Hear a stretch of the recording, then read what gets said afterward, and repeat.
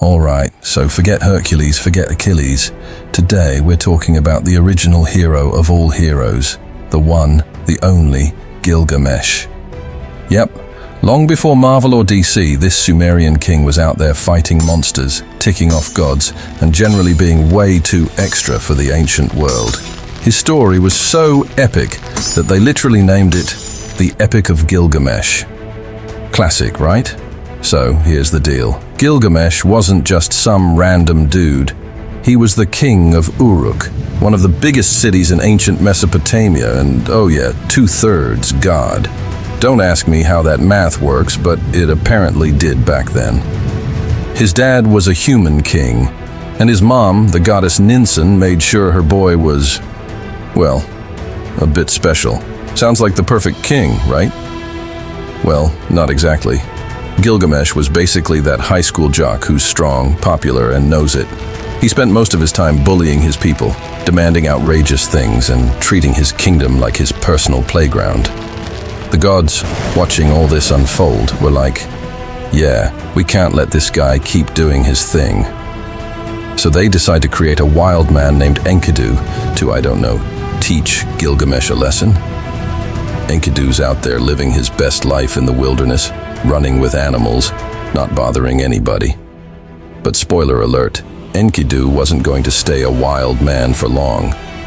The gods send a priestess to civilize him, meaning he spent a week eating bread, drinking beer, and, well, we'll leave the rest to your imagination. So, Gilgamesh and Enkidu meet, and it's not exactly love at first sight. Enkidu's like, I'm gonna take this guy down, and they end up wrestling all over Uruk. After a match that probably looked like the ancient world's first WWE showdown, they both stop, realize they're evenly matched, and instead of enemies, they become best friends. Classic bromance. Nothing like a good old-fashioned fistfight to cement a lifelong friendship, right? Now that Gilgamesh has his new BFF, he decides to go on the ultimate road trip. First stop, the cedar forest, home to a terrifying monster named Humbaba. You know, because nothing says bonding experience like fighting a giant fire-breathing forest demon. Gilgamesh is all like, let's take down this monster and become legends. Enkidu, being the loyal friend, says, sure, why not? And off they go, swords in hand. They manage to defeat Humbaba with a little help from the god Shamash and chop down the sacred trees, because why not add a bit of deforestation to your hero resume? Now here's where things get really spicy. After defeating Humbaba, Gilgamesh catches the eye of the goddess Ishtar.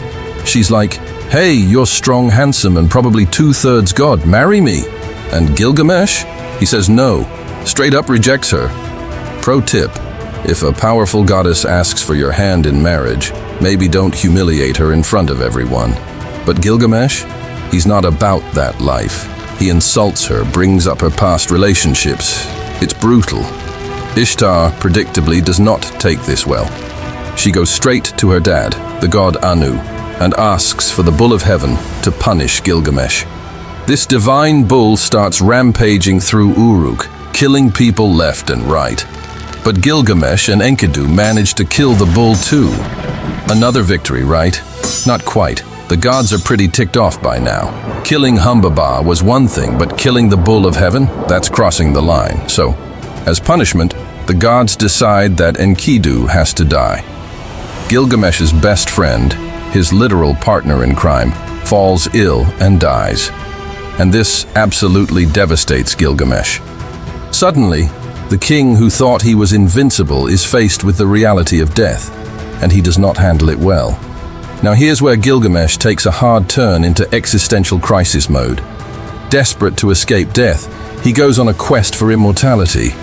He travels to the ends of the earth, meets gods, and even searches for Utnapishtim, the only human granted eternal life after surviving a massive flood. Sound familiar? Yep, this is the original flood story that predates even Noah's Ark. After meeting Utnapishtim, Gilgamesh learns about a special plant that can restore youth. He finds it and is this close to gaining eternal life. But of course, on his way home, he takes a nap, because who wouldn't after fighting gods and monsters, and a sneaky snake steals the plant. Yep, after all that effort, Gilgamesh loses the plant because of a nap. Rough day. In the end, Gilgamesh returns to Uruk without immortality, but he learns something far more important, that while he can't live forever, his legacy, the city he built, the stories told about him, will. It's kind of like the original You Can't Take It With You story, but you know, with more monsters. So what did we learn from Gilgamesh? Besides the fact that napping can ruin your immortality quest? He was the first great hero of human history, and his epic journey teaches us about friendship, mortality, and what it means to leave a legacy. Not bad for a king who started off as a bully, right? Well, this goes to show that no matter how bad of a place you're in, you can always change for the better, and not necessarily by going on quests to kill fire-breathing forest demons and bulls from heaven. If you enjoyed this epic journey through the life of Gilgamesh, don't forget to hit the like button, subscribe to the channel, and hit that bell icon. Let us know in the comments who you think the next epic hero we bring back to life should be, because history is full of them, and we're just getting started.